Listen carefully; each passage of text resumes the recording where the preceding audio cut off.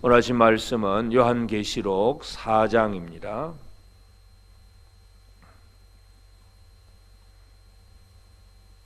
요한계시록 4장 한 절씩 교독을 하겠습니다. 다 같이 함께 읽겠습니다. 요한계시록 4장 함께 한 목소리로 같이 읽겠습니다. 시작. 이 일 후에 내가 보니 하늘에 열린 문이 있는데 내가 들은 바 처음에 내게 말하던 나팔 소리 같은 그 음성이 이르되 이리로 올라오라. 이후에 마땅히 일어날 일들을 내가 내게 보이리라 하시더라.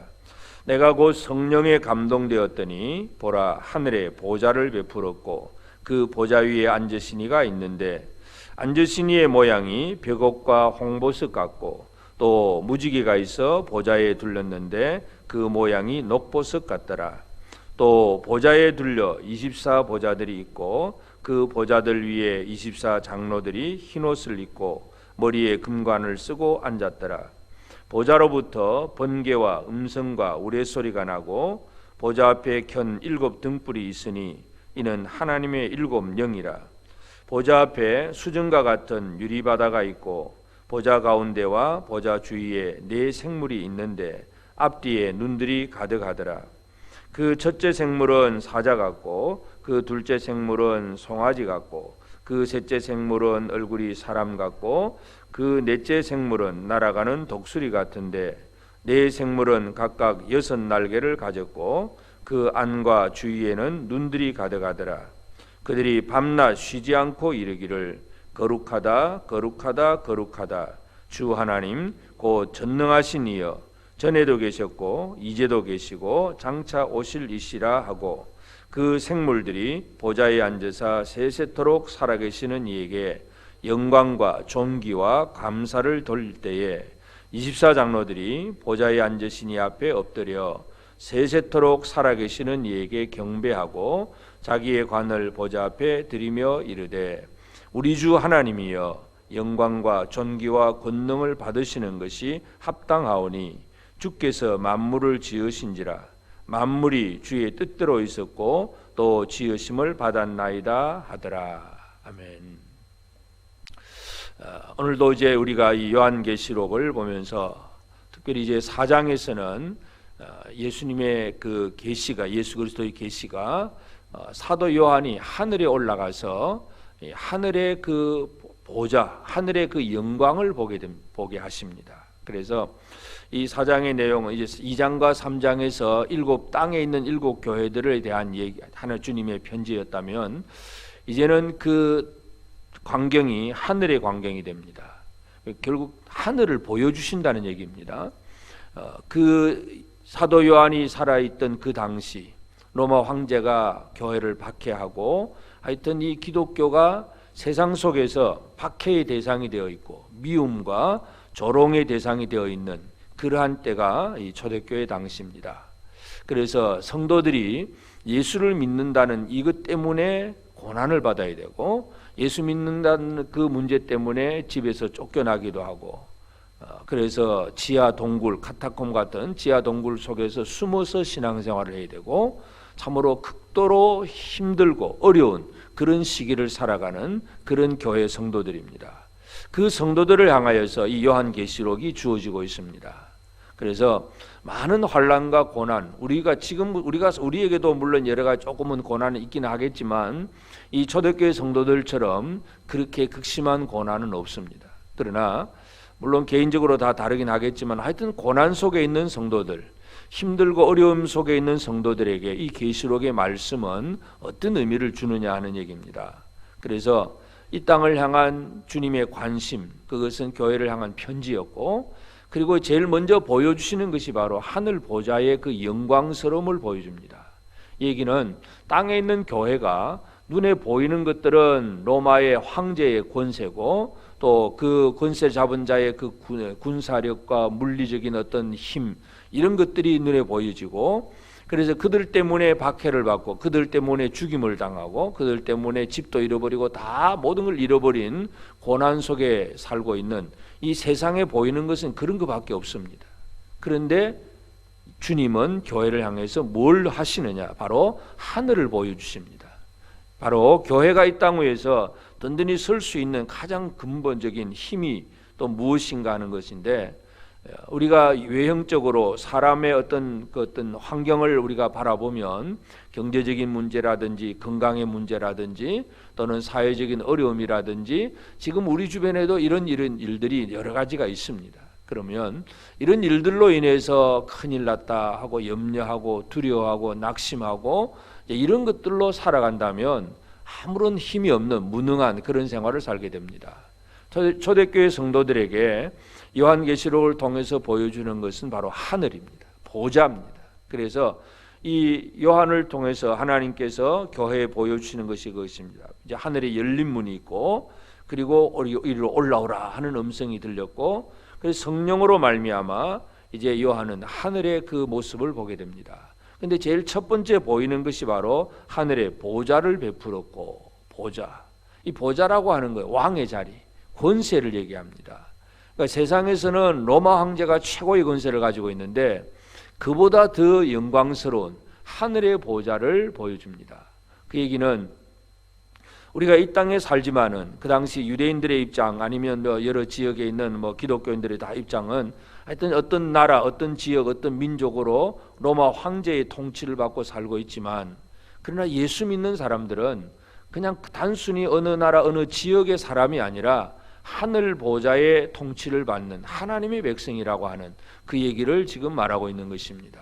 그래서 하나님이 어떤 모습이냐 그 얘기가 아니라 여기 보면 그 전부 어떤 빛으로 얘기를 합니다. 앉으신 이의 모양이 그랬는데, 모양이 뭐냐 하면 어떻게 얼굴이 어떻게 생겼다 그 얘기가 아니라 벽옥과 홍보석 같고 무지개가 있어 보좌에 둘렸는데 그 모양이 녹보석 같더라. 그러니까 이 붉은 빛, 푸른 빛, 이 보석의 아주 찬란한 빛으로 설명을 합니다. 하나님의 모양을 우리 사람이 어떤 형상으로 볼 수는 없습니다. 사도 요한도 이렇게 하늘 영광을 보면서 보좌를 보고 하나님을 보게 되지만 그냥 그 빛 가운데 빛만 쳐다보고 계십니다. 바로 오늘 우리가 이 땅에서 살아가는 삶을 살 때에 여러 가지 많이 힘들고 어려울 때마다 우리는 어두움을 겪습니다. 아무것도 앞도 안 보이고 내일도 안 보이고 어떻게 될는지 아무것도 모르겠고 아무런 힘도 없는, 소망도 없는 그런 생활을 살게 되는데, 하늘 보좌 그리고 그 영광스러운 빛, 이런 것들이 지금 보여지고 있습니다. 그리고 그 보좌가 있고 보좌에 24장 또 24개의 보좌가 있고 거기에는 24장로들이 앉아 있어서 또 그들도 흰옷을 입고 금관을 쓰고 영광스러움을 누리고 있다는 것을 보여주고, 그리고 이제 보좌로부터 나오는 것이 번개와 우레와 음성, 번개와 음성과 우레 소리가 나고, 그리고 보좌 앞에 7 등불이 켜져 있습니다. 7 등불이 켜져 있는데 이는 하나님의 7 영이라. 요한계시록에서 이제 숫자가 나오면 이 7이라고 하는 숫자는 완전이라고 하는 숫자입니다. 그래서 7 등불, 7 영, 결국은 이 등불을 켜고 뭔가 밝혀 놓았다는 얘기는 보좌에 빛이 있는데 또 왜 등불을 켰느냐? 결국 이 등불은 이 땅에 있는 교회를 보살피는 그런 하나님의 은혜라는 사실을 우리가 기억할 필요가 있습니다. 우리는 세상의 빛이 되는데 참으로 주님의 보호하심 속에 있다는 것, 이것을 우리가 이해를 해야 되고, 하여튼 지금 우리 처지와 형편이 어떠하든지 간에 주님은 하늘에서 우리를 바라보고 계시고 우리의 속속들이 모든 처지와 형편을 알고 계신다는 것, 이것을 우리가 이해할 수 있습니다. 그래서 이 7 등불이 있고 또 보좌 앞에 수정과 같은 유리바다가 있고 보좌 가운데 이제 4 생물이 있다. 이 4 생물 얘기는 구약의 또 에스겔 선지자도 체험했던 그 얘기입니다. 에스겔 당시에도 유다가 멸망을 당하고 나라가 무너지고 성전도 무너지고 모든 사람들이 다 망한 상태, 바벨론의 포로가 되어 있는 그 상태에서 하나님께서 에스겔에게 보여주신 것은 바로 하늘 그 영광, 4 생물들, 바로 그런 걸 보여주면서 이 땅에 보이는 것은 참 절망스러운 것밖에 보이지 않지만 하늘의 것을 보게 하십니다. 그래서 에스겔이나 사도 요한이나 마찬가지, 우리 하나님의 백성들이 이 땅에서 아무리 힘들고 어렵게 산다고 하더라도 하늘에 무엇이 있는가를 안다는 것이 가장 중요합니다. 그래서 이 4 생물은 하나님을 섬기는 하나님의 그 천사들의 그 모습들인데, 하여튼 그것이 또 사자 같기도 하고 송아지 같고 또 얼굴은 또 사람 같고 독수리 같은, 그래서 하여튼 이 네 생물, 하나님의 보좌에서, 보좌 주변에서 하나님을 섬기는 그러한 생물들, 그들이 하는 일이 뭐냐 하면 찬양입니다. 찬미, 하나님을 찬송하는 것, 하나님이 가장 원하시는 것이 바로 이것입니다. 그래서 네 생물의 찬송, 거룩하다 거룩하다 거룩하다 주 하나님 곧 전능하신 이여, 전에도 계셨고 이제도 계시고 장차 오실이시라. 결국은 예수 그리스도, 하나님 아버지와 예수 그리스도를 동시에 찬양하는 그런 내용이기도 한데, 하여튼 이 거룩한 이 네 생물이 하는 일이 찬양입니다. 그리고 그 네 생물들이 찬양을 하니까 그 다음에 그 24장로들, 보좌에 앉았던 20장로들도 똑같이 엎드려서 세세토록 살아가신 하나님의 그에게 경배하고 자기의 관을 보좌 앞에 드리며 또 찬양합니다. 이 경배와 찬양, 예배, 이것이 바로 보좌 주변에서 일어나고 있는 일들입니다. 그래서 이제 오늘 우리가 이 요한계시록 4장을 통해서 우리가 이 땅 위에서 어떻게 살아가야 되느냐, 하나는 첫째는 소망의 생활입니다. 그리고 우리에게 주어진 사명이 뭐냐, 찬양의 사명입니다. 하나님의 영광을 찬양하는 일. 그래서 우리가 아무리 힘들고 어려운 일을 겪는다고 할지라도 하늘 보좌, 진정한 권세는 오직 하나님께 있다는 것, 그 보좌의 그 영광스러움, 빛 가운데서 우리를 살피시고 우리와 함께 하시는 그 은혜, 이것을 깨달아 알면서 우리가 늘 하늘의 소망을 가지고 살아가는 그런 삶을 살아야 됩니다. 두려움과 염려와 근심과 낙심, 또 이 땅에 보이는 것들로 인해서 늘 흔들리는 그런 생활이 아니라, 비록 박해를 받고 어떤 때는 순교를 당하기도 하고 많은 고난을 겪는 그런 상황이라 할지라도 하늘을 바라볼 수 있어야 합니다. 교회는 하늘을 바라보는 사람들입니다. 하늘 보좌 영광을 바라보는 사람들입니다. 그래서 그 하늘 보좌 영광을 바라보면서 소망을 잃어버리지 않고 살아가는 것, 이것이 이 땅에서 오히려 승리하는 그런 생활이 되는 것이고, 그러면서 이 보좌 주변에서 계속 일어나고 있는 것이 바로 찬양과 경배라고 하는 것입니다. 그러므로 오늘 우리가 우리의 사명이 뭐냐, 결국 우리는 하나님을 찬송하기 위해서 지어진 존재라는 사실을 기억을 해야 됩니다. 그래서 우리는 어떠한 상황 속에서든지 하나님을 향한 찬양과 경배, 하나님을 향한 예배, 이러한 것들이 우리의 삶의 가장 중요한 문제라는 것을 기억합니다. 그래서 우리가 이 땅에서 어떻게 사느냐, 예배라든지 기도라든지 모든 것들이 내가 복받을 수단으로 만들어지면 안 됩니다. 내가 복을 받고 안 받고는 그건 나중 문제이고, 오직 하나님께 찬양하고 경배하는 그 존재가 될 때에 교회는 늘 하나님의 보호하심 속에 있습니다. 그래서 오늘 이 아침 우리는 이 계시록 4장을 통해서 우리의 소망이 무엇이냐, 또 우리의 사명이 무엇이냐, 이 소망과 사명, 이것을 다시 한번 기억하면서 결코 어떤 어려움 속에서도 소망을 잃어버리지 않는 그런 우리가 되어져야 되겠고, 우리가 해야 할 가장 중요한 사명은 오직 하나님을 찬양하는 일임을 기억하고, 그래서 거룩하신 하나님, 존귀와 영광을 가지신 그 하나님 앞에 온 힘을 다해서 찬양하고, 그 우리의 찬양이 또 우리 주변의 사람들에게 들려지고 퍼져갈 수 있도록 그 역할을 감당하는 것이 오늘 우리가 해야 할 일입니다. 그래서 우리가 이 하늘 보좌 영광을 바라보는 사도 요한처럼 우리는 요한 안에서 우리도 하나님의 보좌를 보는 사람들입니다. 하나님의 그 영광스러움에 대한 소망을 가지고 그 하나님을 향하여 찬양하는 일에 열심을 내고, 우리의 삶 자체가 오직 하나님께 영광 돌리는 그런 삶이 되어서, 지금도 우리가 아무리 힘들고 어렵게 살아간다고 할지라도 그 일 때문에, 환경 때문에 두려워하지 아니하고 늘 담대하고 힘있게 살아가는 복된 우리 모든 성도들의 삶이 꼭 되어지기를 바랍니다. 기도하십시다. 하나님 아버지, 크신 은혜를 감사하고 감사합니다. 하나님, 우리가 이 땅을 살아갈 때에 우리 주변에 일어나는 여러 가지 모든 상황들, 또 일들을 바라보면서 우리는 염려하기도 하고 또 두려워하기도 하고 또 낙심할 때도 있음을 고백합니다. 하나님, 경제적인 문제, 또 전염병, 이 코로나 같은 질병의 문제, 또 여러 가지 또 건강의 문제, 또 여러 가지 많은 또 장애를 가지고 있는 그 힘들고 어려운 문제들 앞에 우리는 힘들어하고 두려워하고 염려합니다. 참으로 하늘을 바라보지 못하고 땅에 있는 것들만 쳐다보면서 어찌할 바를 모르는 것이 우리 인생입니다. 그러나 주님께서 사도 요한을 통해서 하늘의 영광을 바라보게 하셨음을 감사합니다. 우리가 바라봐야 될 것이 하늘 보좌이고 그 하나님의 보좌에 대한 소망을 가지고 살아가는 그런 우리의 삶이 될 수 있게 하옵소서. 우리가 이 땅 위에서 아무리 연약해지고 힘들고 어려워질지라도 결코 우리의 소망을 잃어버리지 않도록 주여 우리의 성도들의 마음과 생각을 주장하여 주시옵소서. 하늘 영광을 바라보는 소망이 결코 희미해지지 않도록 늘 성령으로 우리를 붙잡아 주시기를 간절히 바라옵고 원합니다.